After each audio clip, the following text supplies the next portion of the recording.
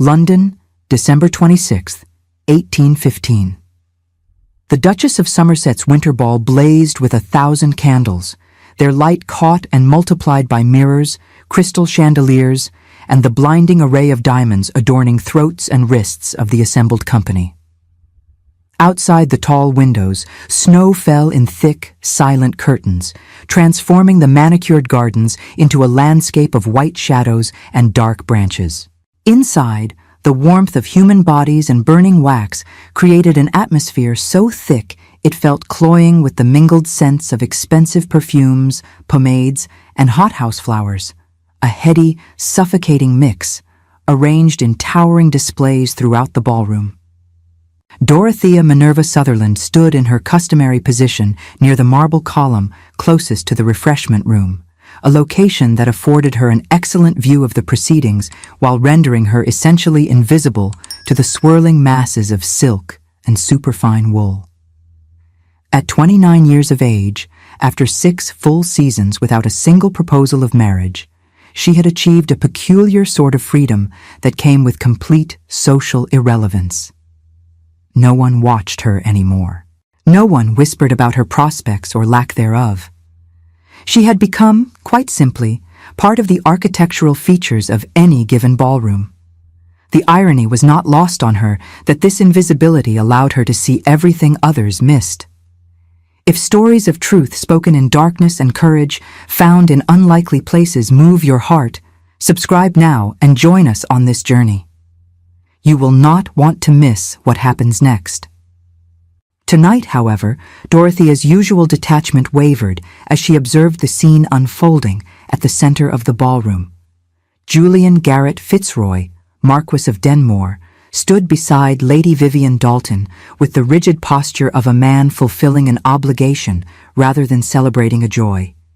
His tall frame, clothed in impeccable evening dress of black superfine with a cravat tied in the intricate mathematical style, seemed carved from the same marble as the columns surrounding the room. His dark, severe hair, distinguished by a few threads of silver at the temples, despite his 33 years, was brushed back from a face that might have been handsome had it ever shown any expression beyond cool reserve. The silent Marquess, society called him, and tonight Dorothea understood why. While his betrothed, the exquisite Lady Vivian, smiled and accepted congratulations with practiced grace, the Marquess himself appeared to be counting the moments until he could be relieved of his tedious duty. His gray eyes, the color of winter storms, swept the room with the assessing gaze of a man who trusted little and expected less. Lady Vivian, by contrast, was everything society deemed perfect in a future marchioness. Her golden hair was dressed in elaborate curls threaded with pearls. Her gown of azure silk clung to a figure that had been the toast of the season, a recipient of sonnets and verses from half the unattached gentlemen in London. Her face, with its delicate features and rosebud mouth, had graced the pages of ladies' magazines as an example of ideal English beauty. She laughed at precisely the right moments, touched the Marquess's arm with exactly the proper degree of familiarity, and managed to convey both modest pleasure in her engagement and appropriate dignity in her new position. A slight strain around her eyes, however, hinted at a deeper disquiet. Dorothea had learned long ago to distrust perfection. The announcement came at 10:30. The Duchess of Somerset herself, resplendent in purple silk and enough rubies to ransom a small country, tapped her fan against a champagne flute until the orchestra fell silent and the assembled guests turned expectant faces toward the raised dais where the orchestra had been playing. "My dear friends," the Duchess began, her voice carrying easily across the hushed ballroom, "it is my very great pleasure to announce that the wedding of the Marquess of Denmore and Lady Vivian Dalton will take place on the 14th of February at St. George's Church in Hanover Square. We shall celebrate love itself on the very day dedicated to such sentiments." Applause rippled through the crowd. Dorothea watched as Lady Vivian's smile widened, her blue eyes sparkling with what appeared to be genuine delight. The Marquess inclined his head in acknowledgement, his expression unchanged. Dorothea found herself wondering, not for the first time that evening, what had prompted such a reserved man to propose to such a conspicuously beautiful woman. The match made sense on paper, certainly. Lady Vivian came from an impeccable family, possessed considerable beauty, and had managed 6 seasons without scandal. The Marquess needed an heir, having been widowed 4 years earlier under circumstances that remained, even now, subjects of whispered speculation. Yet something in the set of his shoulders, the way his jaw tightened almost imperceptibly when Lady Vivian leaned against him, suggested a man who had resigned himself to a fate rather than embraced a future. The orchestra resumed playing. Couples began to form sets for the next dance. Dorothea retreated further into her corner, accepting a glass of lemonade from a passing footman more out of habit than thirst. She had perfected the art of appearing occupied while remaining unobtrusive, a skill developed over years of being neither sought after nor entirely ignored. It was this very invisibility that allowed her to witness what happened next. Lady Vivian, pleading a sudden need for air after the excitement of the announcement, separated herself from the Marquess with a flutter of her fan and a whispered comment that made him frown slightly. She moved through the crowd with the easy grace of a woman accustomed to parting crowds simply by existing within them. Dorothea, positioned near the corridor that led to the conservatory, watched as Lady Vivian glanced around once, twice, ensuring no one of consequence observed her direction, before slipping through a side door that opened onto the snow-covered gardens. Curiosity, that most dangerous of Dorothea's many faults according to her late mother, prompted her to follow at a discreet distance. She told herself she merely sought cooler air, that the crush of the ballroom had become oppressive. She told herself many things that were not entirely true, but allowed her to justify actions she knew perfectly well were motivated by that insatiable need to understand what others overlooked. The corridor was mercifully empty, lit by wall sconces that cast dancing shadows on the wallpaper depicting scenes of pastoral bliss. Dorothea moved quietly, her slippers making barely a whisper against the carpeted floor. The door to the gardens stood slightly ajar, and through it came the muffled sound of voices. She should have turned back. A lady of even moderate propriety would have retreated immediately to the ballroom, would have dismissed whatever intrigue might be unfolding as none of her concern.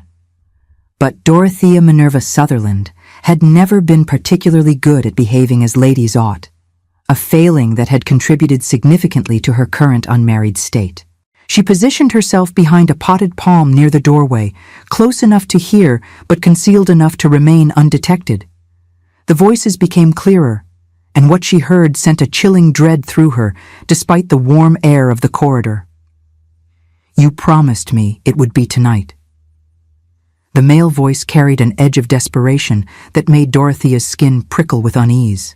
She recognized it immediately as belonging to Lord Simon Carrick, third son of the Earl of Westbrook, a man known primarily for his gambling debts and his habit of pursuing wealthy widows with predatory determination. "And it shall be, darling." Lady Vivian's voice, so sweet and melodious in the ballroom, carried an entirely different quality here in the darkness. At 11 o'clock precisely, when everyone is focused on the midnight supper preparations, the garden pavilion as we discussed, no one will notice our absence. "You said that before your engagement was announced." Lord Simon's tone sharpened. "Yet here you are, betrothed to that cold fish of a Marquess, and I am left with nothing but promises." "Oh, Simon." Lady Vivian's laugh was low and intimate. "Do you truly think I intend to spend my life bound to that dreadfully dull man? I need his title and his fortune, nothing more. Once we are wed and I have secured my position, once an heir is born and my place is unassailable, well, accidents happen, do they not? His first wife's death was never fully explained." The words hung in the cold air like poison. Dorothea felt her heart hammering against her ribs with such force she feared it might be audible. This was not merely an illicit flirtation or a moment of weakness. This was conspiracy, treachery of the most calculated sort. "And in the meantime," Lord Simon pressed, I have creditors breathing down my neck, Vivienne. I need money now, not promises of accidents years from now. Which is why, my impatient darling, I have been systematically draining his accounts through that clever little system you suggested with the modiste bills and the decorating expenses. He barely glances at the expenditures I submit. By the time we are wed, I shall have secured enough in my own name to keep you comfortable. Now, 11 o'clock. The pavilion. Wear something dark, and for heaven's sake, be discreet. Dorothea heard the rustle of fabric, a low murmur that suggested a kiss, and then footsteps approaching the door. She pressed herself against the wall, holding her breath as Lady Vivienne swept past. Her perfume of roses and jasmine lingered in the air like a freshly delivered accusation. Lord Simon followed moments later, moving in the opposite direction toward the card rooms. For several long moments, Dorothea remained frozen, her mind racing through the implications of what she had overheard. But the Marquess's face rose in her mind, that carefully controlled expression that spoke of wounds not yet healed from losing his first wife under mysterious circumstances. The idea that he might be walking knowingly toward another trap, that his life might be in actual danger, was intolerable.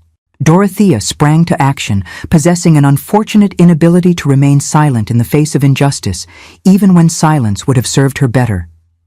It was this quality that had earned her the reputation for being peculiar, for speaking when she ought to listen, for noticing what others preferred to ignore. It had cost her friendship, social standing, and any hope of a conventional future. Tonight, she realized as she straightened her spine and smoothed her modest gown of dove-gray silk, it might cost her even more. But she could not, would not, suffer an innocent man to walk into a trap she possessed the power to thwart. She made her way back to the ballroom, her mind working through possibilities and discarding them one by one. Approaching the Marquess directly was impossible. He would think her mad, or worse, assume she was one of those desperate spinsters who invented scandals to gain masculine attention. Speaking to the Duchess would result in public humiliation. Writing an anonymous note seemed cowardly and unlikely to be taken seriously. The solution, when it came to her, was audacious and terrifying in equal measure. She would have to whisper the warning in such a way that he could not see her clearly, could not identify her, but would be compelled by the specificity of the information to investigate himself. If she could accomplish that, if she could plant the seed of doubt without revealing her identity, he might witness the betrayal firsthand and act accordingly.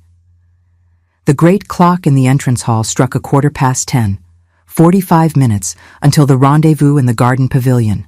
45 minutes to summon the nerve to approach one of the most powerful men in England and whisper words that would either save him or destroy her utterly.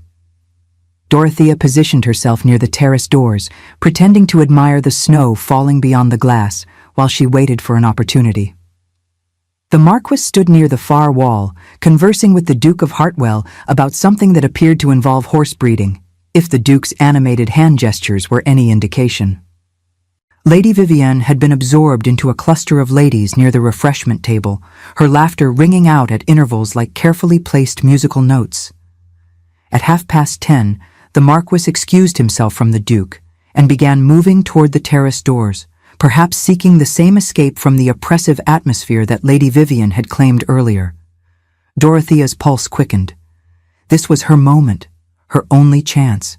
She moved with deliberate casualness, timing her approach so that she would intercept him near the doorway, where shadows from the heavy velvet curtains would obscure her features.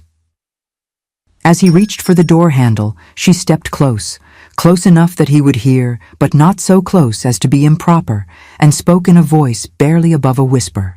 "Your bride is meeting another man tonight, at 11 o'clock in the garden pavilion," she said quietly, her voice steady, despite the terror coursing through her veins. "Lord Simon Carrick, if you value your life and fortune, observe them yourself. Trust nothing she says." She did not wait for his response. Before he could turn fully to see who had spoken, she melted back into the crowd, her heart hammering, her hands trembling so violently she had to clasp them together to still their shaking. Behind her, she heard his sharp intake of breath, felt the weight of his gaze searching the nearby guests for the source of that devastating whisper. But Dorothea had already positioned herself behind a group of matrons discussing the latest on dit about the Duchess of Marlborough's questionable choice in bonnets, rendering herself once again invisible. What she had done was either the bravest or most foolish act of her life. Within the hour, she would know which. Julian's mind, already suspicious from his first wife's death, seized upon the specific location and time, concrete, actionable intelligence that could not be dismissed as mere gossip. The Marquess stood motionless at the terrace doors for several moments, his hand still on the handle, his posture rigid with something that might have been shock or anger or calculation. Then, with deliberate slowness, he released the handle and turned back into the ballroom, his gray eyes scanning the crowd with new intensity. Dorothea forced herself to breathe normally, to sip her lemonade, to nod politely when Mrs. Ashford made some comment about the unseasonably heavy snow. Inside, however, her mind raced with questions and fears. Would he believe her? Would he investigate? And if he did witness the betrayal, would he somehow trace the warning back to her? At 11:15, Lady Vivian made a show of retiring to the ladies' withdrawing room to have her hem repaired after someone had supposedly trod upon it during the last dance. The Marquess, engaged in conversation with Lord Fairfax about parliamentary matters, appeared not to notice her departure. But Dorothea, watching with the attention to detail that had always been both her gift and her curse, saw the slight tension in his shoulders, the way his gaze flickered toward the clock, the minute adjustment of his cravat that suggested a man preparing for action. At 11:10, the Marquess excused himself from Lord Fairfax with a comment about needing to speak with his estate manager who was attending the ball. He moved not toward the card rooms where gentlemen typically conducted business discussions, but toward the same side door through which Lady Vivian had disappeared earlier. Dorothea's hands went cold. He was going to investigate. He would see the truth for himself. Relief warred with a new fear. What would happen when Lord Simon and Lady Vivian were discovered? What scandal would erupt? And would her own involvement somehow be revealed in the chaos that was certain to follow? The minutes crawled past with agonizing slowness. Dorothea remained at her post near the column, every nerve taut with anticipation. Around her, the ball continued its glittering course, oblivious to the drama unfolding in the snow-covered gardens. The orchestra played a lively country dance. Couples whirled past in blurs of color and candlelight. Footmen circulated with trays of champagne and delicate pastries. At precisely 11 o'clock, a commotion erupted from the direction of the gardens. The music faltered, then stopped entirely. Conversations died mid-sentence as all heads turned toward the source of the disturbance. The Marquess of Denmore appeared in the doorway, his evening coat dusted with snow, his expression carved from ice. Behind him, being firmly escorted by two of the Duchess's footmen, came Lady Vivian Dalton and Lord Simon Carrick. Lady Vivian's elaborate coiffure had come partially undone, golden curls escaping their pins. Her azure gown bore suspicious creases that suggested it had been recently and hastily readjusted. Most damning of all, Lord Simon's cravat hung loose around his neck. His coat was missing entirely, and his face bore the unmistakable flush of a man who had been caught in flagrante. The silence in the ballroom was absolute. 300 of London's most elite citizens stood frozen, champagne glasses suspended halfway to lips, fans arrested mid-flutter, every eye fixed on the tableau unfolding before them. The Duchess of Somerset recovered first, her face a mask of aristocratic outrage as she swept forward, her purple silk rustling like the wings of an avenging angel. "Lord Denmore," she said, her voice cutting through the silence with the precision of a well-honed blade. "I trust there is an explanation for this unprecedented disruption." "Indeed there is, Your Grace." The Marquess's voice, usually so carefully modulated, now carried an edge that made several nearby ladies visibly flinch. It would appear that my betrothed chose this evening, the very night our wedding date was announced, to conduct an assignation with Lord Simon Carrick in your garden pavilion. I discovered them in circumstances that leave no room for misunderstanding. A palpable wave of shock swept through the assembled company. Lady Vivienne, to her credit, attempted to rally. Her chin lifted, her blue eyes widening with what would have been convincing innocence had anyone not known better. "My lord, I can explain," she began, her voice carrying just the right note of wounded dignity. "This is a dreadful misunderstanding. Lord Simon and I were merely discussing a matter of importance regarding his sister, who is a dear friend. The cold drove us to seek shelter in the pavilion." "Without your police?" The Marquess's question was delivered with devastating calm. "Without a chaperone? With Lord Simon's coat removed and your gown in significant disarray? Madam, I may be called the silent Marquess, but I am not a fool." Lord Simon, recognizing that denial was futile, attempted a different approach. "See here, Denmore," he blustered, drawing himself up with false bravado. "Lady Vivienne and I have an understanding. She was forced into this engagement by her family's financial difficulties. She never wanted to marry you." "An understanding." The Marquess repeated the words as if tasting something bitter. "How remarkably convenient. Tell me, Lord Simon, does this understanding include plans for my eventual demise once the marriage has secured Lady Vivienne's position? Or was that to be a pleasant surprise?" The blood drained from Lady Vivienne's face. Lord Simon's bluster evaporated like morning mist. The ballroom, already silent, somehow became even more so. "I overheard your conversation earlier this evening," the Marquess continued, his grey eyes never leaving Lady Vivienne's face. "Your discussion of accidents and my first wife's death. Your scheme to drain my accounts through fraudulent expenses. I heard everything." It was a necessary lie, of course, for the Marquess had heard nothing until Dorothea's whisper. But in that moment, with the evidence irrefutable, the lie served truth better than truth itself. Lady Vivienne's composure shattered. Her carefully maintained mask of innocence cracked, revealing something cold and calculating beneath. "You are mistaken, my lord," she hissed, abandoning all pretense. "You were in the ballroom. This is a fabrication, an attempt to escape your promise." "I assure you, madam, no other woman is required to make me wish to be rid of you. Your own actions accomplish that admirably." The Marquess turned to address the Duchess, and by extension, the entire assembly. "I hereby formally and publicly dissolve my engagement to Lady Vivienne Dalton. Any contract signed may be considered void based on fraud and infidelity. Her family may expect a full accounting of the expenses they have submitted in her name over the past 3 months. I suspect they will find the totals rather enlightening." The Duchess, her face stern as Moses delivering commandments, nodded once. "Lord Simon Carrick, you will remove yourself from my home immediately and consider yourself unwelcome in this house henceforth. Lady Vivienne, your family will be notified of this disgrace.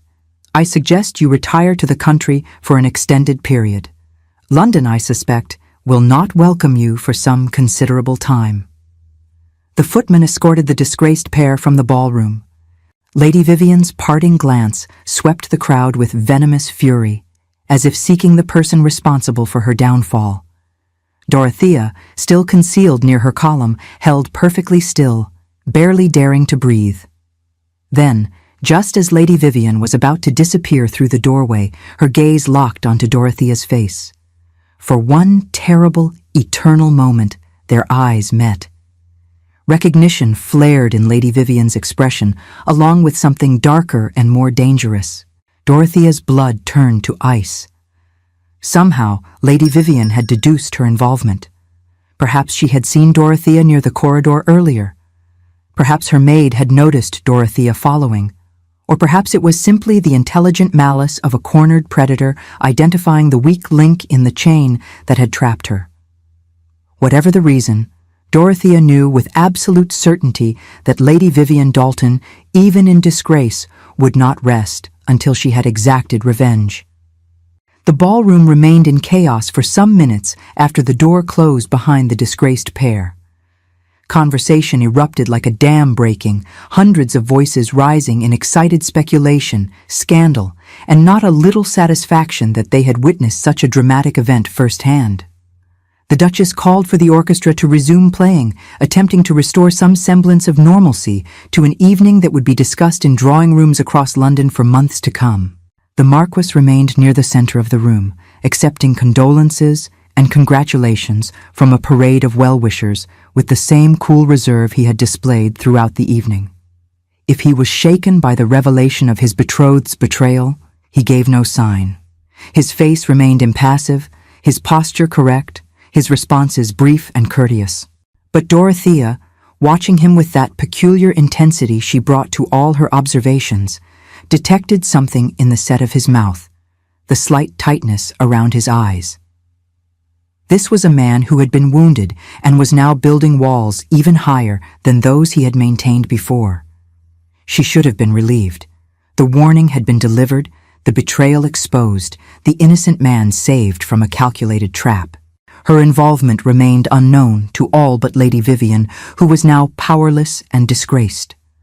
Dorothea could return to her invisible existence, secure in the knowledge that she had done the right thing. Yet something in the Marquess's expression troubled her. He had been saved, yes, but at what cost? His trust, already damaged by his first wife's mysterious death, had been shattered again. He had been on the verge of marrying a woman who planned his murder. How did one recover from such a betrayal? She was still pondering this question when a footman approached her, offering a silver tray upon which rested a folded note sealed with unmarked wax. "A message for Miss Sutherland," the footman said quietly, bowing slightly. Dorothea's hands trembled as she accepted the note. Who could be writing to her? And why now, at this particular moment? She broke the seal with fingers that suddenly felt numb. The message was brief and written in a firm, masculine hand.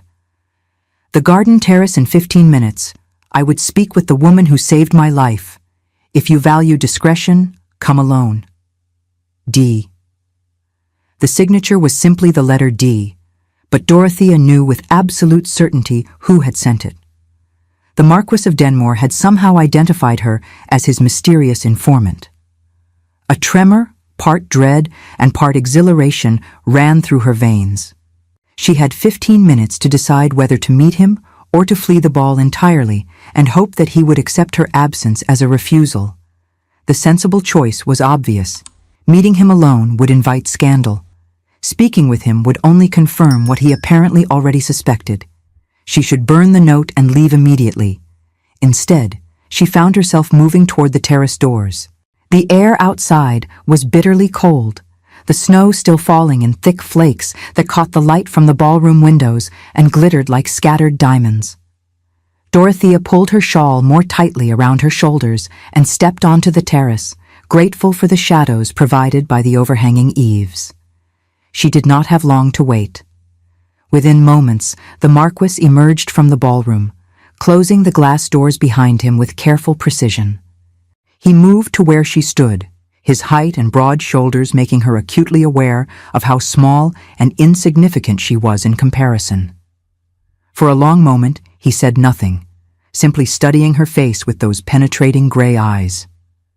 Dorothea forced herself to meet his gaze, refusing to show the fear that made her pulse fluttered with the force of a desperate wing-beat. "Miss Dorothea Sutherland," he said finally, his voice low and carefully neutral. "Daughter of the late Viscount Sutherland. 29 years of age, 6 seasons without a single offer of marriage. Known in certain circles as peculiar, outspoken, and possessed of an unfortunate habit of noticing details that others prefer to ignore. You have been admirably diligent in your pursuit of particulars, my lord." Dorothea was pleased to hear that her voice remained steady despite the trembling in her limbs. "I assume you did not invite me here merely to recite my failures and eccentricities." On the contrary, something that might have been amusement flickered in his expression. Those so-called failures and eccentricities are precisely the reasons I desired this meeting. You were the one who whispered the warning. Do not bother to deny it. I made inquiries immediately after the incident. You were observed near the corridor leading to the gardens around the time Lady Vivian made her earlier excursion. Several servants recalled seeing you linger near the doorway, and you were positioned near me when the warning was delivered. And if I was? Dorothea lifted her chin, matching his directness with her own. What of it? I assume you did not summon me here to express gratitude. Men of your station rarely acknowledge debts to women like me. Women like you. He repeated the phrase thoughtfully. You mean women who speak truth regardless of consequences? Women who possess courage that most men lack? Women who would risk their own reputation to warn a stranger of danger? I mean women who have no consequence, my lord. I have no prospects, no fortune to mitigate the social cost of my frankness. What is one more scandal added to a list of disappointments? You heard them planning my death. It was not a question. Lady Vivian and Lord Simon, you overheard their conspiracy. I heard enough to know that you were in genuine danger, Dorothea confirmed. I heard her speak of accidents and your first wife's death. I heard him demand money and her promise to drain your accounts. I heard them arrange their assignation. What I did not hear was any indication that either possessed a shred of genuine human feeling. The Marquess was silent for several moments, his gaze fixed on the falling snow. When he spoke again, his voice carried a quality she had not heard before, something raw and unguarded. My first wife died falling from a horse, he said quietly. The inquest ruled it an accident, but there were questions. The girth had been tampered with. No one could prove anything, but the suspicion remained. Tonight, hearing Lady Vivian reference that death so casually, as if planning my own demise based on the success of a previous murder, and realizing that the isolation and distrust caused by that tragedy were about to cost me my life. He stopped, his jaw tightening. You saved my life, Miss Sutherland. How does one adequately thank someone for such a service? One does not, Dorothea replied simply. I did not act expecting gratitude or reward. I acted because allowing an innocent person to be harmed when I possessed the power to prevent it would have been intolerable. You owe me nothing, my lord. Indeed, I would prefer that we never speak of this again. I have no wish to be drawn into the scandal that will certainly follow tonight's events. Too late for that, I fear. The Marquess's expression turned grim. Lady Vivian looked directly at you before she was escorted out. She knows, or suspects, your involvement. A woman like that does not forgive such interference in her schemes. Dorothea had known this was coming, but hearing it confirmed still sent a chill through her that had nothing to do with the December cold. I suppose I shall deal with whatever retribution she devises. As I said, I have little enough to lose. Do you truly believe that? The Marquess studied her face with disconcerting intensity. You may have no fortune or prospects by society's shallow measures, Miss Sutherland, but you possess something far rarer and more valuable. Integrity, courage, the ability to see what others cannot or will not acknowledge. Those qualities are worth protecting. How kind of you to say so, my lord. Dorothea could not quite keep the bitterness from her voice. Yet I notice that possession of such qualities has not exactly resulted in my social success. Perhaps you have been presenting yourself to the wrong audience. The Marquess's response was immediate and surprising. Or perhaps society is too foolish to recognize value when it stands before them. Before Dorothea could formulate a response to this unexpected compliment, the sound of approaching voices from inside made them both turn toward the ballroom doors. The Marquess's expression shifted back to its customary reserve. We should not be seen together, he said quietly. Not yet, but I would very much like to continue this conversation, Miss Sutherland.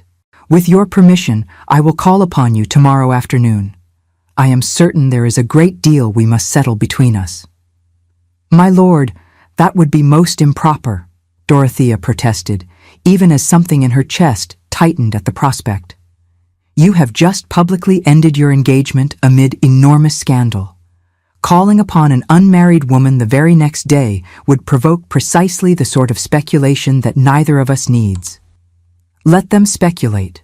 The Marquess's tone carried a note of something that might have been reckless determination. I have spent 4 years being careful, being proper, trying to do what was expected of me. It nearly cost me my life. Perhaps it is time I stopped caring quite so much about what society thinks is appropriate and started pursuing what I believe is valuable. With that cryptic statement, he bowed formally and retreated into the ballroom, leaving Dorothea standing alone on the terrace with snowflakes catching in her hair and her mind spinning with questions she had no way to answer. What had just happened? And more importantly, what did the Marquess of Denmore mean when he spoke of pursuing what he believed was valuable? Surely he could not mean her. That would be absurd, impossible. Men like him did not develop sudden interests in women like her, not after mere moments of conversation on a cold terrace. Yet something in his eyes, in the way he had looked at her when he spoke of integrity and courage, suggested possibilities that Dorothea hardly dared to consider. She remained on the terrace for several more minutes, allowing the cold air to clear her head before returning to the ballroom. By the time she re-entered, the scandal of the evening had been thoroughly dissected, reassembled, and was being passed through the room like a particularly delicious morsel at a feast. The Marquess had apparently departed, citing exhaustion after the evening's events. Lady Vivian's family had been located and informed. Lord Simon had been seen leaving London entirely, heading north in a hired carriage. Dorothea collected her cloak and requested her father's carriage, suddenly desperate to escape the noise and speculation. As she waited in the entrance hall, she became aware of someone watching her. She turned to find herself facing a woman she recognized as Lady Agatha Hartwell, the Duke of Hartwell's elder sister, known for her sharp wit and sharper observations. "Miss Sutherland," Lady Agatha said, her grey eyes assessing. "I wonder if I might have a word." Dorothea's heart sank. Had someone observed her conversation with the Marquess after all? Was she about to be warned away from presuming above her station? But Lady Agatha's expression held something other than censure. Indeed, if Dorothea was not mistaken, there was a glint of approval in those intelligent eyes. "I have known Julian Fitzroy since he was a boy," Lady Agatha said quietly, positioning herself so that their conversation could not be overheard by the footman stationed nearby. "He is a good man, though life has taught him to trust sparingly. What happened to his first wife devastated him in ways that few understood. He withdrew from society, from friendship, from everything except his duties. The announcement of his engagement to Lady Vivian troubled me greatly. She was too perfect, too accomplished. I have learned to be suspicious of perfection." "My lady, I am not certain why you are telling me this," Dorothea ventured, confused by the direction of the conversation. "Because I observed you tonight, Miss Sutherland. I have a habit of watching people much as you do. I saw you near that corridor. I saw you position yourself near the Marquess at precisely the right moment. And I saw his face after whatever you whispered to him. You saved him from a terrible fate, did you not?" There seemed little point in denying it to this shrewd woman. Dorothea inclined her head in acknowledgement. "I thought as much." Lady Agatha's expression warmed. "Then you should know that Julian Fitzroy is not a man who forgets debts. More importantly, he is not a man who wastes his regard on unworthy objects. If he has taken an interest in you, and I suspect he has based on the way he looked at you before he left, then you should take that interest seriously. He does not bestow his attention lightly. With respect, my lady, I am hardly the sort of woman who attracts the attention of marquesses," Dorothea replied, unable to keep the note of self-deprecation from her voice. "I am 29 years old, without fortune or beauty, and possessed of a reputation for peculiarity that has ensured my permanent spinsterhood." "My dear girl," Lady Agatha's tone was both amused and exasperated, "you saved his life tonight. Do you truly think he evaluates your worth by the same shallow criteria as the rest of society? Julian Fitzroy values intelligence, courage, and integrity above all else. You have demonstrated all three. The question is whether you possess the courage to see where this might lead, or whether you will allow society's foolish judgments to convince you that you deserve nothing better than the shadows you have inhabited for far too long. Before Dorothea could respond, a footman announced that her carriage had arrived. Lady Agatha patted her hand gently. Think about what I have said, and when he calls tomorrow, which I am quite certain he will, do not turn him away out of some misguided belief that you are unworthy of his regard. That, I assure you, would be the greatest error of all. With that cryptic advice, Lady Agatha swept away, leaving Dorothea to make her way to the waiting carriage, with her mind in greater turmoil than it had been all evening. The ride home through snow-covered streets gave her time to process the extraordinary events of the night. She had gone to the ball expecting nothing more than her usual evening of observation and invisibility. She had ended it having exposed a conspiracy, prevented a murder, possibly made a powerful enemy in Lady Vivian, and somehow attracted the notice of one of the most eligible men in England. It was too much to comprehend, too unlikely to be real. Yet the memory of the Marquess's grey eyes studying her face with such intensity, the way he had spoken of integrity and courage, the promise to call tomorrow, all of it felt undeniably real. Dorothea's modest townhouse in Russell Square stood dark and silent, her father having retired hours earlier. She climbed the stairs to her chamber, where her elderly maid helped her remove the dove-grey gown that had witnessed such extraordinary events. As she prepared for bed, Dorothea found herself moving to the window, looking out at the snow-covered street below. Somewhere across London, the Marquess of Denmore was presumably doing the same, perhaps pondering the narrowness of his escape, perhaps considering the woman who had whispered that crucial warning. Dorothea pressed her hand against the cold glass and allowed herself, just for a moment, to imagine a future different from the one she had resigned herself to accepting. Then she firmly pushed such thoughts aside. Tomorrow would bring whatever it would bring. For tonight, it was enough to know that she had done what was right, regardless of the consequences. Sleep, when it finally came, brought dreams of grey eyes and falling snow, of whispered warnings and possibilities too fragile to examine too closely in the harsh light of day. The following morning dawned clear and bitterly cold. The previous night's snow blanketing London in pristine white that would soon be transformed to grey slush by thousands of passing feet and carriages. Dorothea woke later than usual, her rest having been disrupted by disturbing dreams she could not quite remember upon waking. She descended to the breakfast room to find her father, Viscount Sutherland, already seated with his newspaper and coffee. "Good morning, my dear," he said absently, not looking up from his reading. "I trust the ball was bearable?" Viscount Sutherland was a kind but vague man who had retreated into his books and newspapers following his wife's death 7 years earlier. He was aware in a general sense that Dorothea attended social events, but he rarely inquired into specifics, assuming that she would inform him of anything requiring his attention.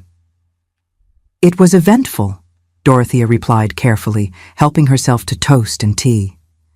"There was a scandal involving Lady Vivian Dalton and the Marquess of Denmore." That caught her father's attention. He lowered his newspaper, his faded blue eyes focusing on her face with more awareness than she had seen from him in months. "Scandal? What sort of scandal?" Dorothea provided a carefully edited version of the evening's events, omitting any mention of her own involvement. Her father listened with increasing dismay, shaking his head at the account of Lady Vivian's betrayal. "Shocking business," he muttered. "Poor Denmore. First his wife's death, now this. The man is cursed with ill fortune in his choice of wife. Well, well, society will be talking of nothing else for weeks, I imagine." "I imagine so," Dorothea agreed, relieved that her father's disinterest in social gossip meant he would not probe deeper into her knowledge of events. They finished breakfast in companionable silence. Dorothea was just contemplating retiring to the library to read when their butler, Henderson, appeared in the doorway with an expression of barely suppressed excitement. "Excuse me, Miss Sutherland, but the Marquess of Denmore has called and wishes to know if you are at home to visitors." The teacup Dorothea had been raising to her lips stopped halfway. Her father's newspaper rustled as he lowered it again, his expression now one of complete bewilderment. "The Marquess of Denmore?" he repeated. "Here? To call upon Dorothea?" "So it would appear, my lord," Henderson replied, his tone suggesting that he found this development as unlikely as the Viscount did. "Well?" Her father blinked several times, as if trying to reconcile this information with his understanding of reality. "I suppose you had better show him to the drawing room, Henderson. Dorothea, you should. Well, you should receive him, I suppose. Though why on earth the Marquess would be calling here I cannot fathom." Dorothea's heart hammered as she sprang from the table, her hands suddenly unsteady. He had come. Despite her protests, despite the impropriety, despite every reason why he should not, the Marquess of Denmore had called upon her the very morning after the scandal. She had perhaps 10 minutes to make herself presentable before Henderson would show the Marquess to the drawing room. She hurried to her chamber, checked her appearance in the mirror, tucked a few errant strands of dark hair back into their pins, and pinched her cheeks to bring some color to her pale face. The morning gown she wore was perfectly respectable, a deep green wool that was several years old but still serviceable. It would have to do. By the time she descended to the drawing room, her composure had been mostly restored, though her pulse still fluttered nervously. She entered to find the Marquess standing by the window, looking out at the snow-covered garden. He turned as she entered, and once again she was struck by his height and the intensity of those gray eyes. "Miss Sutherland," he said, bowing formally. "Thank you for receiving me. I realize my call is somewhat precipitous given last night's events." "Somewhat precipitous," Dorothea repeated, unable to suppress a slight smile at the understatement. "My lord, your former betrothed was exposed as an adulteress and conspirator approximately 14 hours ago. Your calling upon an unmarried lady this morning will certainly be the subject of every drawing-room conversation this season." "Let them wag," he replied, moving away from the window. "I have spent 4 years being careful about wagging tongues. It has not served me well. Won't you sit down?" Dorothea gestured to the chairs arranged near the fireplace, grateful for the protocols that gave structure to what might otherwise be an impossibly awkward encounter.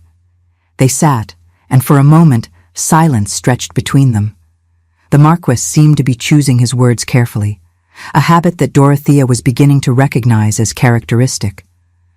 "I came," he said finally, "because I wanted to thank you properly for what you did last night."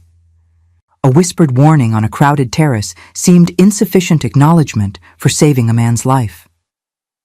"As I told you last night, no thanks are necessary," Dorothea replied.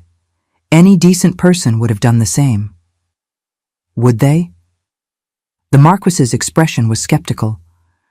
"I suspect most people would have convinced themselves it was none of their concern, or feared the social consequences of involvement, or doubted whether anyone would believe them. You did none of those things. You acted immediately and courageously, at considerable risk to yourself." "At no risk whatsoever," Dorothea countered. "I am nobody, my lord. I have no reputation that could be damaged, no prospects that could be ruined. I could afford to take the risk precisely because I have nothing to lose." The Marquess leaned forward slightly, his gray eyes intent on her face. "Do you truly believe that? That you are nobody? That you have nothing of value?" The question pricked Dorothea, probing truths she preferred to leave undisturbed. "I believe that society has made its judgment of me quite clear," she said quietly. 6 seasons without a single offer of marriage. I am neither beautiful enough to overlook my faults, nor rich enough to compensate for them. I am peculiar, outspoken, and possessed of an unfortunate habit of noticing things I ought to ignore. These are not qualities that recommend a woman to prospective husbands. "They are precisely the qualities," the Marquess said slowly, "that I have come to value above all others." Dorothea's breath caught. Surely he could not mean what his words seemed to imply. "My lord, I do not understand." "Do you not?" He stood, moving to look out the window again, as if the garden beyond held answers he sought. "Let me be plain, Miss Sutherland. I have spent 4 years in mourning, not just for my wife, but for the ability to trust. Her death under suspicious circumstances taught me that people are rarely what they seem. I withdrew from society, built walls around my heart, and determined to fulfill my duty to produce an heir through a marriage that required nothing of me emotionally. Lady Vivian seemed perfect for that purpose, beautiful, accomplished, appropriate. I felt no passion for her. I harbored no particular affection. But she was suitable, and I thought that would be enough." He turned back to face her, and Dorothea saw something in his expression that made her heart ache. "You showed me in a single night, in a single whispered warning, that I was wrong about everything. Wrong about what matters. Wrong about what I should value. Wrong about the kind of person I want beside me for the rest of my life." "My lord," Dorothea whispered, hardly daring to breathe. "What are you saying?" "I am saying," the Marquess replied, crossing the room to stand before her chair, "that I would like permission to court you, Miss Dorothea Sutherland, properly, honestly, with the intention of discovering whether what I suspect might be true." "What you suspect?" Dorothea could barely form words, her mind reeling from the impossibility of what she was hearing. "That you are precisely the woman I should have been looking for all along, intelligent, courageous, honest to a fault, possessed of an ability to see truth where others see only facades. I know this is sudden. I know I have no right to ask this of you after one conversation and one extraordinary act of bravery. But I also know that I would regret it for the rest of my life if I did not at least try to discover whether this feeling, this certainty that I have found something rare and valuable, is as real as it seems." Dorothea stared at him, unable to process the words he was speaking. Men like the Marquess of Denmore did not court women like her. They did not speak of finding something rare and valuable when looking at spinsters of 29 with reputations for peculiarity. This could not be real. "You do not know me," she said finally, grasping at the most obvious objection. "We have spoken twice. We have shared perhaps 30 minutes of conversation total. You cannot make such a decision based on so little acquaintance." "Can I not?" The Marquess's expression was wry. "I was prepared to marry Lady Vivian after far less substantial knowledge of her character. At least with you, I know the most important thing. That when faced with a choice between convenience and conscience, you choose conscience. That is more valuable than months of superficial acquaintance could reveal." "But I have no consequence, my lord. You are a Marquess. You could choose a bride who is wealthy or beautiful, or both. Why would you possibly wish to court someone like me?" The Marquess dropped to one knee beside her chair, bringing himself to her eye level. The gesture was so unexpected, so improper, that Dorothea gasped. "Because," he said quietly, his gray eyes holding hers with unwavering intensity, "in all my years among society's beautiful and accomplished women, I have never met one who possessed half your courage or integrity, because you saved my life when you had no reason to care whether I lived or died. Because in the space of one whispered warning, you showed me what genuine character looks like, and because when I look at you, I do not see a nobody. I see a woman of extraordinary value who has somehow been convinced that she is worthless. If you will allow me, I would very much like to prove to you how wrong that belief is." Tears stung Dorothea's eyes. No one had ever spoken to her with such conviction, such certainty of her worth. All her life, she had been made to feel that she was less than, inadequate, a disappointment. And now this man, this reserved and careful Marquess, was kneeling beside her chair and speaking as if she were precious. "I do not know how to respond," she whispered, her voice trembling. "This is all so sudden, so unexpected. I never imagined that warning you would lead to this." "Neither did I," the Marquess admitted, rising and returning to his chair. "But I have learned that the most important moments in life often come when we least expect them.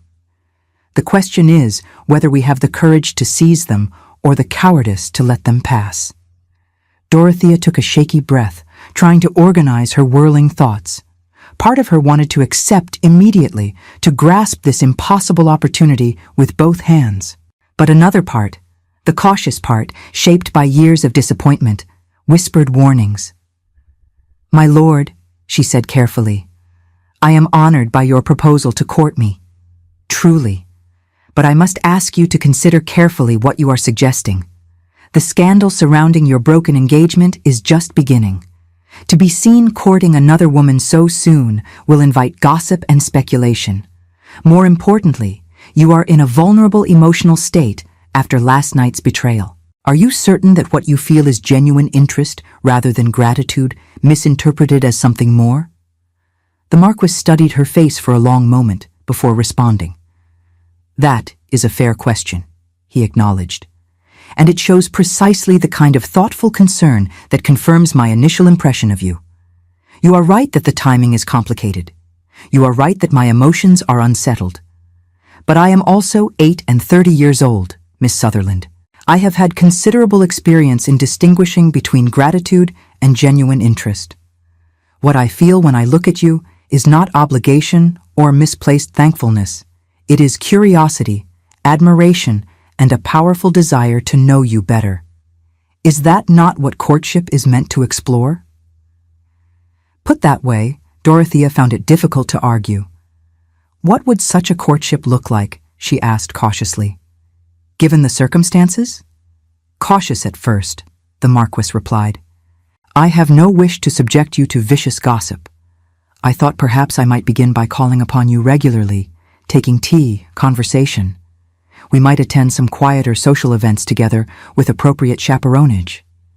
As the immediate scandal surrounding Lady Vivian fades, we could be more public in our acquaintance. Unless—" he paused, his expression becoming uncertain. "Unless you would prefer not to be associated with me, given the notoriety that will surely attach to my name for some time." "That is not my concern," Dorothea said quickly. "If I worried about notoriety and gossip, I would not have warned you in the first place. I simply want to be certain that we are both entering this with clear understanding and honest intentions." "Then I will be entirely honest with you." The Marquess leaned forward, his elbows resting on his knees, his expression more open than she had yet seen it. "I do not know if this courtship will lead to marriage.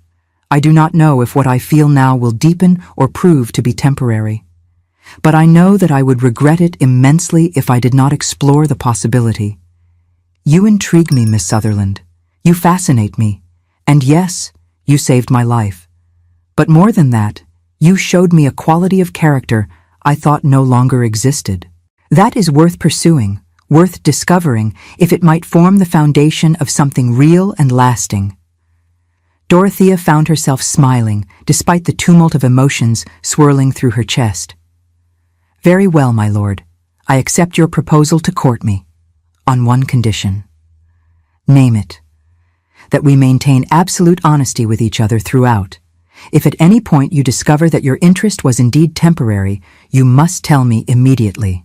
I would rather have my heart broken quickly by truth than slowly by polite pretense." The Marquess's answering smile was the first genuine one she had seen from him, transforming his stern features into something almost handsome. "I agree to your condition, and I would ask the same of you. If you find that I do not meet your expectations, that I am too reserved or too damaged by past hurts, you must tell me." "Agreed," Dorothea said, extending her hand. He took it, his grip warm and firm even through their gloves, and for a moment they simply looked at each other, acknowledging the strangeness and possibility of what had just been decided. The tea soon arrived, followed by a bemused Viscount Sutherland, and the conversation flowed pleasantly. The Marquess showed himself to be an engaging conversationalist when the topic turned to books and history, subjects that interested both Dorothea and her father. By the time he took his leave an hour later, the Viscount was nodding thoughtfully, his expression suggesting that he found the Marquess's attention to his daughter puzzling, but not entirely objectionable. "Well," the Viscount said after the Marquess had departed, "that was unexpected." The man seemed sound enough, despite his recent difficulties. "Dorothea, you will tell me if his attentions become unwelcome?" "I will, Papa," Dorothea assured him, touched by this rare display of paternal concern. "Good, good.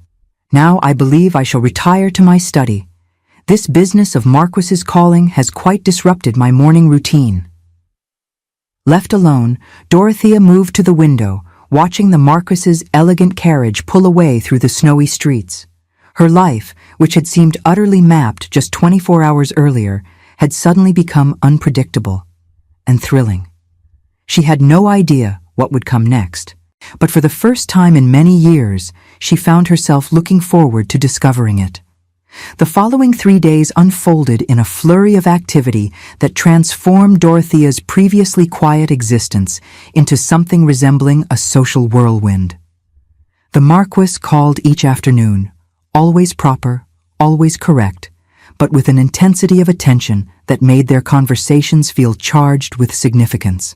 They discussed books and politics, history and philosophy, discovering a compatibility of mind that surprised them both.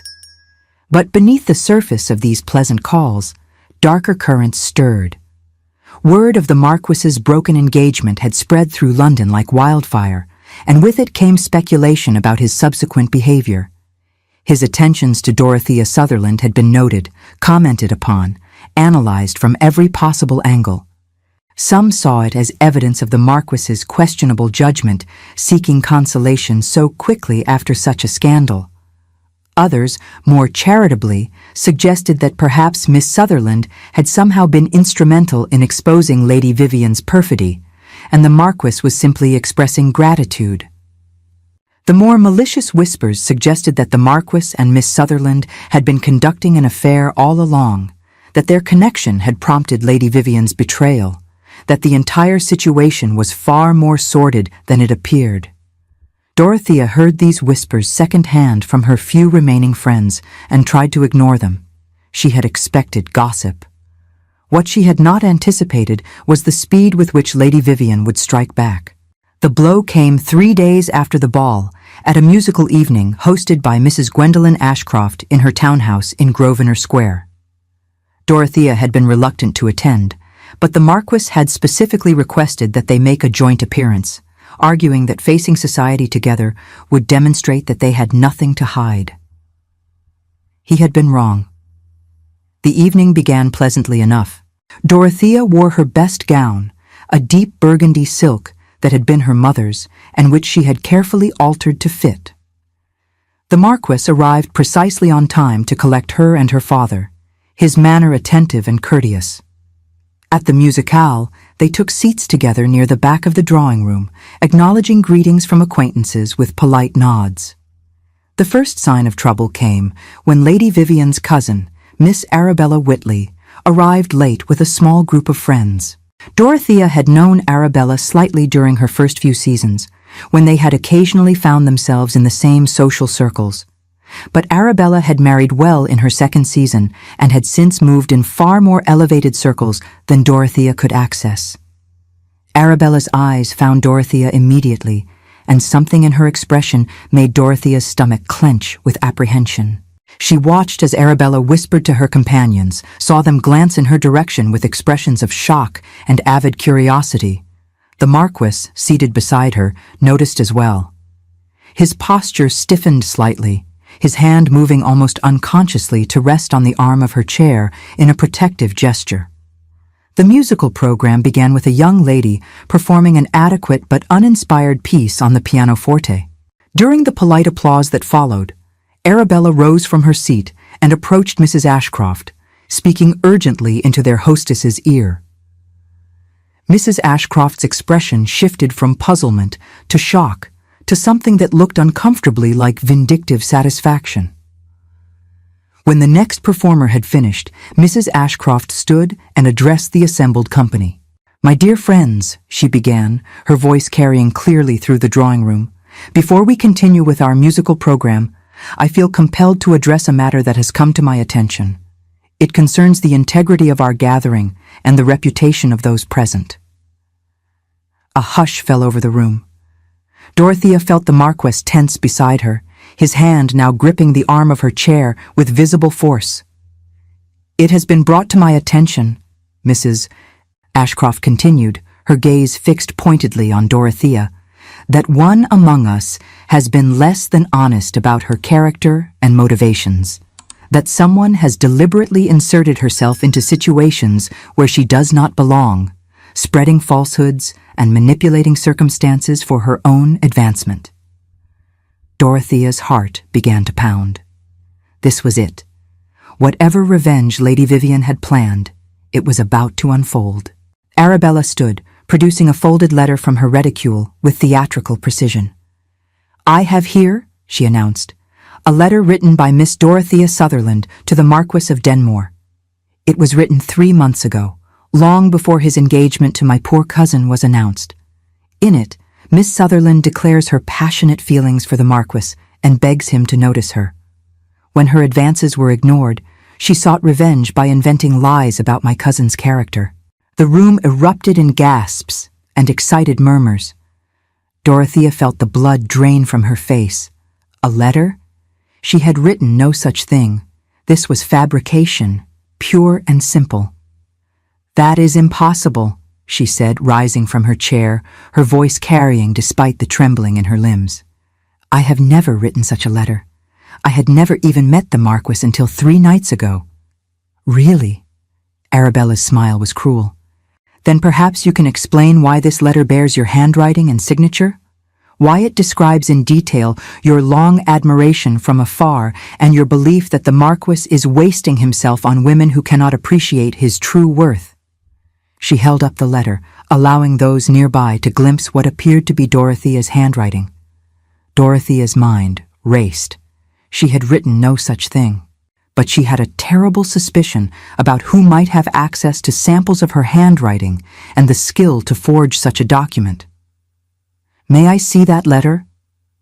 The Marquess's voice cut through the rising chatter like a blade. He stood, his height and bearing commanding immediate silence. Arabella hesitated, then handed the letter to Mrs. Ashcroft, who passed it to the Marquess with an expression of scandalized excitement. He read the document in absolute silence, his face revealing nothing. Then, with deliberate care, he folded the letter and placed it in his pocket. "This letter," he said quietly, "is a forgery." "My lord, you cannot possibly know that," Mrs. Ashcroft protested.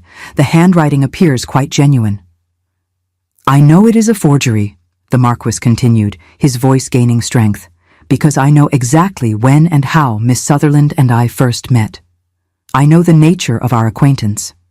And I know with absolute certainty that she possesses too much integrity to write such a letter, even if she had felt such sentiments." "But the handwriting," Arabella insisted, desperation creeping into her voice. "Multiple people can attest that it matches Miss Sutherland's hand." "Handwriting can be copied," the Marquess replied. "Words can be fabricated, but character cannot be falsified. I have had the privilege of coming to know Miss Sutherland over these past 3 days. She is honest to a fault, courageous beyond measure, and entirely incapable of the sort of manipulation this letter suggests. If anyone here believes otherwise, I invite them to say so directly to my face." The challenge hung in the air. No one spoke. The Marquess's reputation, his title, his sheer presence, were enough to silence even the most determined gossips. But Arabella, pushed too far to retreat gracefully, made one final attempt. "She destroyed my cousin's engagement," she said shrilly.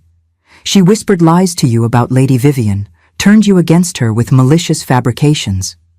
Vivian told me everything before she left London. How Miss Sutherland had been watching her jealously all season, how she saw an opportunity to ruin her when you announced your engagement. Lady Vivian, the Marquess said with devastating calm, was discovered in a compromising position with Lord Simon Carrick, That is fact, not fabrication. Multiple witnesses can attest to it, including the Duchess of Somerset herself. As for Miss Sutherland's role in that discovery, she acted with courage and integrity to warn me of a genuine threat. For that, I am in her debt. He turned to address the entire room, his gray eyes hard as stone. I understand that society thrives on speculation and scandal. I understand that my broken engagement has provided ample material for gossip, but I will not stand by while a woman of genuine character is maligned by those seeking to protect someone whose actions were indefensible. Miss Sutherland did nothing wrong. She acted with courage when most would have remained silent. If anyone here wishes to cut her socially or spread further lies about her character, they should be aware that they will be cutting me as well. The declaration sent another ripple of shock through the assembly. This was unprecedented. A Marquess publicly defending a woman of modest means and no particular social standing. Moreover, doing so in a manner that linked their reputations irrevocably. Mrs. Ashcroft, realizing that her evening had gone horribly awry, attempted to salvage the situation. "Perhaps," she said weakly, "there has been some misunderstanding. Let us return to our musical program and speak no more of this unpleasantness." But the Marquess was not finished. He turned to Dorothea, who stood frozen beside her chair, her face pale but composed. He extended his hand to her. "Miss Sutherland, would you do me the honor of accompanying me outside for a moment? I believe we both could use some air after this display." Dorothea placed her hand in his, feeling the strength and warmth of his grip even through their gloves. Together, they walked through the silent, staring crowd toward the door. As they passed Arabella, the Marquess paused. "I suggest," he said quietly, "that you inform Lady Vivian that any further attempts to harm Miss Sutherland will be met with consequences she will not enjoy. I have been patient with your cousin's disgrace, allowing her to retreat quietly to the country. Do not make me reconsider that courtesy." In the entrance hall, as a footman retrieved their coats, the Marquess finally released Dorothea's hand. She was shaking, reaction setting in now that the immediate crisis had passed. "I am so sorry," she whispered. "I never intended for you to be dragged further into scandal. That letter, I swear to you, I never wrote such a thing." "I know you did not." The Marquess helped her into her cloak, his movements gentle despite the anger still evident in his rigid posture. "The forgery was obvious to anyone who knows you. Unfortunately, we live in a world where people are all too willing to believe the worst." Outside, the cold December air was a shock after the overheated drawing room. The Marquess handed Dorothea into his carriage, then joined her, giving instructions to his driver to take them to Russell Square. For several moments, they sat in silence as the carriage moved through the darkened streets. Then the Marquess spoke, his voice low and intense. "What I said in there was not merely for show, Miss Sutherland. I meant every word. Your character is beyond reproach. The attempt to blacken your reputation with a forged letter was despicable, and I will not allow it to succeed." "But you defended me so publicly," Dorothea protested. "You linked your name to mine in a manner that will have consequences. People will assume. They will speculate." "Let them." The Marquess turned to face her fully in the dim interior of the carriage. "Miss Sutherland, Dorothea. May I call you Dorothea?" She nodded, unable to speak past the tightness in her throat. "Dorothea," he said, and something in the way he spoke her name made her heart skip. "I defended you tonight because everything I said was true. But I also defended you because I realized, standing in that drawing room listening to those lies, that I could not bear the thought of you being hurt by anyone. That the very idea of you suffering because of your association with me was intolerable." "My lord," Dorothea whispered. "Julian, what are you saying?" "I am saying," he replied, taking her hands in his, "that 3 days is too short a time to know with certainty what will last a lifetime. But it is long enough to know what I do not want to live without. Your courage, your honesty, the way you see the world with such clear-eyed integrity, the way you make me believe that trust might be possible again." He paused, and in the darkness of the carriage, she could just make out the intensity of his expression. "I am saying," he continued, "that I would very much like to stop courting you and start planning to marry you instead, if you will have me. If you can tolerate a man who is too reserved, too damaged by past hurts, too accustomed to suspecting the worst. I cannot promise to be easy to live with, but I can promise to value you, to protect you, to honor the courage it took to save a stranger's life. Will you marry me, Dorothea Sutherland?" Dorothea stared at him, her mind reeling. A proposal. He was proposing, after 3 days. In the aftermath of scandal and forged letters and public declarations, it was madness. It was impossible. It was everything she had never dared to dream might happen. "You are proposing because of what happened tonight," she said, grasping for reason in the swirl of emotion. "Because you feel responsible for the attack on my reputation. Because you believe you owe me protection." "I am proposing," Julian corrected gently, "because what happened tonight made me realize I do not want to waste time on cautious courtship when I am already certain. I am proposing because the thought of returning you to your father's house and resuming our careful tea visits seems suddenly absurd when what I want is to know that you will be beside me permanently. I am proposing because life is short and uncertain, and I have already wasted 4 years being careful and closed. I do not want to waste another day." "We barely know each other," Dorothea protested weakly. "We know the important things," Julian replied. "We know that we value the same qualities. We know that we can talk for hours without boredom. We know that you saved my life, and I want to spend the rest of mine proving myself worthy of that gift. What more do we need to know that cannot be learned in marriage?" "Julian." His name felt strange and wonderful on her lips. "I am 29 years old. I have no fortune, no connections, no beauty to recommend me. You could choose a lady with a far more advantageous position and fortune." "Better?" His laugh was short and sharp. "I tried better. Better was Lady Vivian with her perfect beauty and perfect accomplishments and perfect plans to murder me. I do not want better by society's measures, Dorothea. I want real. I want honest. I want you." Tears spilled down Dorothea's cheeks, hot against the cold skin. All her life, she had believed herself inadequate, had accepted that she would never be chosen, would never be valued for exactly what she was. And now this man, this reserved and careful Marquess, was holding her hands in the darkness of a carriage and asking her to marry him. "Yes," she whispered. "Yes, I will marry you." The relief and profound satisfaction that transformed Julian's severe features was a sight she would treasure above any diamond.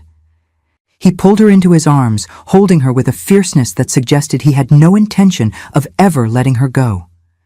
His lips found hers in a kiss that was both gentle and desperate, a declaration, a binding promise offered and accepted in the dark. When they finally broke apart, both breathless, Julian rested his forehead against hers. "I will obtain a special license," he said. "We can be married within days. I have no wish to subject you to months of society scrutiny while wearing my ring, but not my name." "Days?" Dorothea laughed, the sound verging on hysteria. "Julian, my father will require some time to adjust to this development. He barely knows you exist." "Then I will call upon him first thing tomorrow morning," Julian replied with the decisiveness of a man accustomed to making plans and executing them. "I will formally request your hand. We will make this as proper as possible under the circumstances, but I warn you, I am not a patient man when I have finally decided what I want." The carriage drew to a stop outside the Sutherland townhouse. Julian helped Dorothea down, then walked her to the door, propriety returning now that they were in public view again. "Tomorrow morning," he reminded her, "I will speak with your father. And Dorothea, thank you." "For what?" "For whispering that warning 3 nights ago, for saving my life, for agreeing to spend yours with me, For being exactly who you are, even when society told you it was wrong to be that person. He lifted her gloved hand to his lips, kissed it gently, and then was gone, climbing back into his carriage and disappearing into the snowy night. Dorothea stood on the steps of her father's house, watching until the carriage vanished from sight. Then she went inside, her heart so full of joy and wonder and disbelief that she thought it might burst. She had gone to a ball 3 nights ago, expecting nothing. She concluded this night betrothed to a Marquess who valued her not in spite of her peculiarities, but because of them. Life, she decided, was full of the most astonishing surprises. The following morning brought the promised call from Julian, who arrived at precisely 9 o'clock with a formality and determination that would have been amusing under other circumstances. Dorothea's father, summoned from his breakfast, listened with increasing bewilderment as the Marquess formally requested permission to marry his daughter. "But you barely know her," the Viscount protested weakly. "You have called 3 times, 4 if we count this morning. Surely some extended courtship would be more appropriate?" "With respect, my lord," Julian replied, "I know everything I need to know about your daughter's character. She is intelligent, courageous, and possessed of an integrity I have rarely encountered. Those are not qualities that require extended observation to identify. I realize the speed of this courtship is unconventional, but I am 38 years old. I know my own mind. I wish to marry your daughter as soon as arrangements can be made." The Viscount looked to Dorothea, who had been sitting silently throughout this exchange. "Dorothea, is this truly what you want? You are under no obligation to accept simply because the Marquess has defended your reputation." "It is what I want, Papa," Dorothea said clearly. "I know it seems sudden, but I believe Lord Denmore and I are well suited. I wish to marry him." What else could her father do but consent? By noon, Julian had obtained a special license. By afternoon, word had spread through London that the Marquess of Denmore was to marry Miss Dorothea Sutherland within the week. The gossip that followed was predictable and often vicious, but Dorothea found that she cared very little what people said. The wedding took place 5 days later in the private chapel at Denmore Park, Julian's estate in Wiltshire.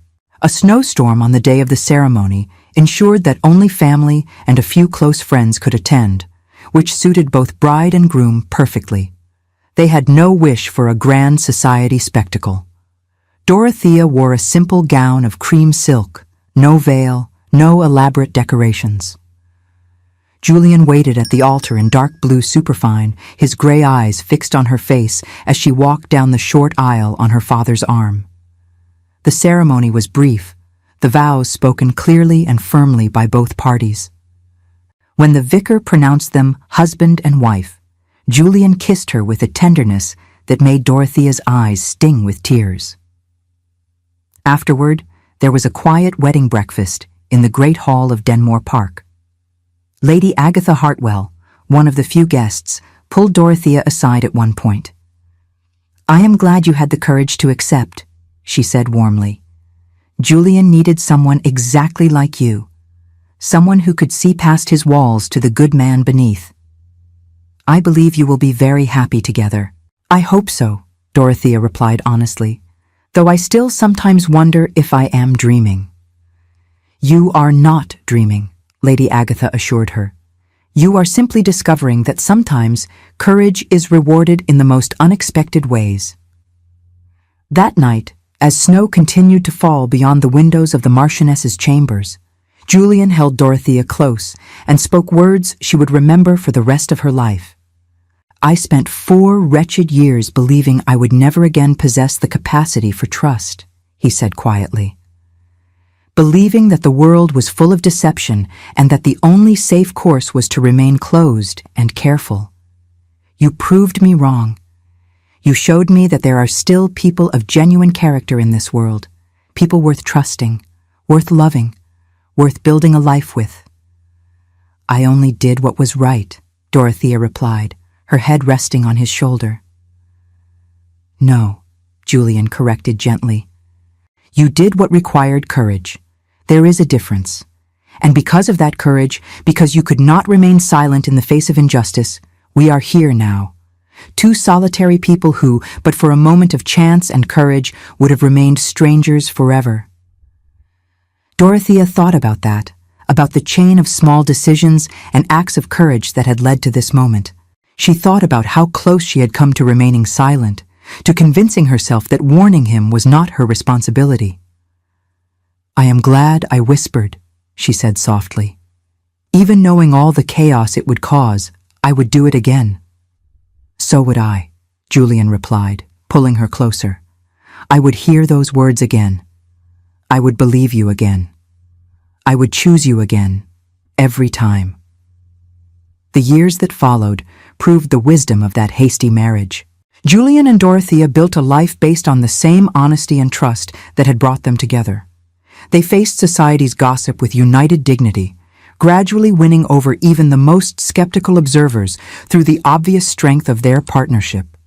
Lady Vivian Dalton, unable to salvage her reputation, eventually married a minor Scottish laird and retreated permanently from the London world she had hoped to dominate. Lord Simon Carrick fled to India to escape his creditors and was never heard from again.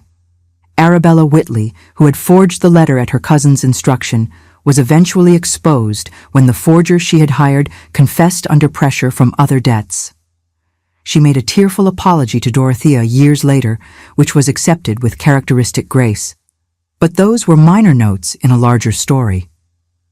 The real story was of two people who had been brought together by a moment of desperate courage and had chosen to build something lasting from that foundation. 6 years after their wedding, on Christmas Eve, Dorothea stood in the same great hall where they had held their wedding breakfast, watching as their 3 children played with wooden toys before the enormous fireplace. Eleanor, the eldest at 5, was dark-haired and solemn like her father. William, 3, had his mother's sharp eyes and tendency to notice everything. Baby Margaret, just 1 year old, was currently being held by her father as he pointed out the decorations on the enormous Christmas tree. Julian caught Dorothea's eye across the room and smiled, the warm, open smile that he showed only to her and their children. She smiled back, her heart full of a contentment she had never imagined possible in those dark days when she had believed herself destined for spinsterhood. Later, when the children had been put to bed and she and Julian sat together in their private sitting room, warm fire crackling in the grate, she reflected on how dramatically her life had changed. "Do you ever think about that night?" she asked Julian. "The ball where everything changed?" "Often," he admitted, his arm around her shoulders. "I think about how close I came to missing you entirely. If you had not been near that corridor, if you had not overheard, if you had not possessed the courage to speak up. I think about how close I came to remaining silent," Dorothea confessed. "How I almost convinced myself it was not my concern, that no one would believe me anyway.